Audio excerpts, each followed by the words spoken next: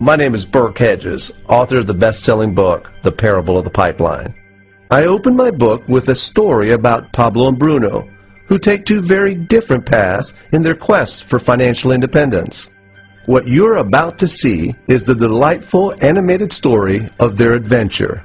So, sit back, relax, and enjoy the life-changing lessons in The Parable of the Pipeline.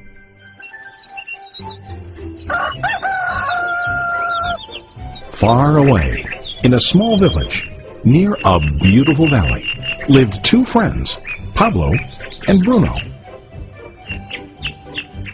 They were both young and dreamed of a better life for themselves. They'd often discussed their dreams about how they would become the most successful men in the village. They weren't afraid of hard work, and they searched for opportunities to help realize their goals and achieve their dreams. One day, an opportunity presented itself.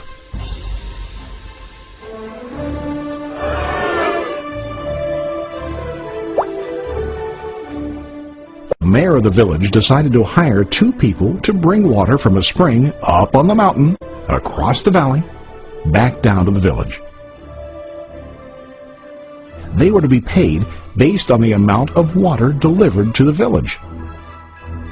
Bruno and Pablo enthusiastically got to work. Every day, from morning till evening, they carried buckets to and from the spring. They worked hard, carrying water to the village. In the evening, they'd return home with their day's wages.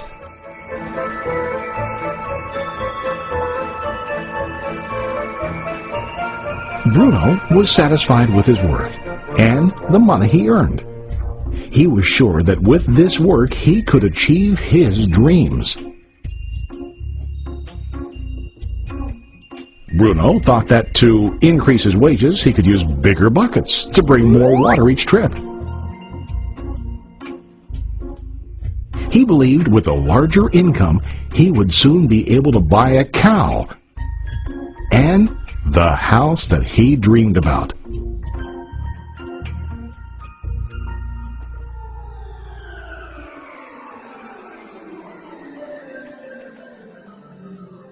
Now Pablo was not satisfied. At the end of the day, his back and hands ached, and he was exhausted. He was looking for an easier way to earn more. One day an idea occurred to Pablo. He imagined building a pipeline to deliver the water from the mountain spring to the village. With this pipeline, he could get more water to the village without carrying buckets back and forth from the spring to the village. Soon, he got very excited about his idea and began to plan. Pablo, of course, shared his idea with his friend Bruno and asked him to join with him to work on and help build the pipeline. Bruno thought the idea was crazy. All Bruno could think about was what his money could buy today and how to get it quicker. He felt that building a pipeline would slow him down and delay him in achieving his goals. Instead, Bruno got bigger buckets and went more often back and forth, fetching water. He was sure that with this method, he could make more money. Pablo decided to build the pipeline on his own. He understood that it would not be easy to build, and it would take time to complete the pipeline. Pablo knew that it could take several years to finish, but he set his mind on his goal. Every day he worked and carried water like before. But on weekends and during his spare time, he worked hard to dig in the rocky soil and build his pipeline. In the first month, there was little to show for his work.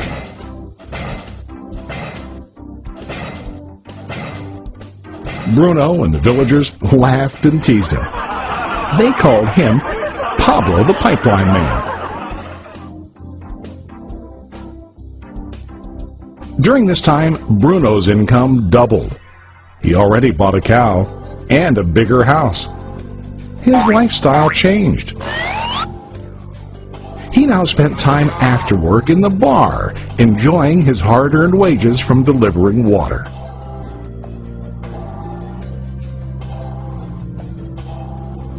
What Bruno didn't realize was that his body was starting to stoop from carrying heavy buckets every day.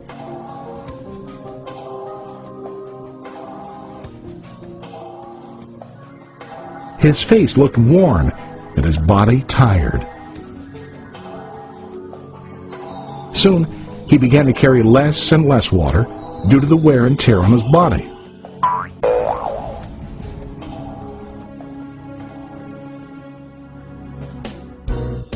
Month after month, Pablo worked. Soon a year passed, and then a second year. Finally, Pablo finished his pipeline. He now used his pipeline to deliver water to the village instead of carrying buckets. Pablo was now earning more money than ever before. The water continued flowing to the village, while Pablo wasn't working. While he slept and ate, the water flowed.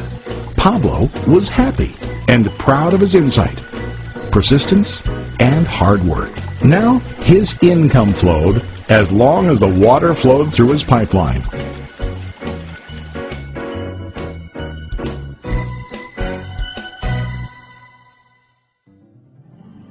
The story of Bruno and Pablo is a reflection of life. Their jobs symbolize what most people do to earn money. Bruno gets his money using buckets. He goes back and forth, carrying his buckets from the spring to the village in exchange for money. To increase his income, he either has to go more frequently to the spring or to use larger buckets.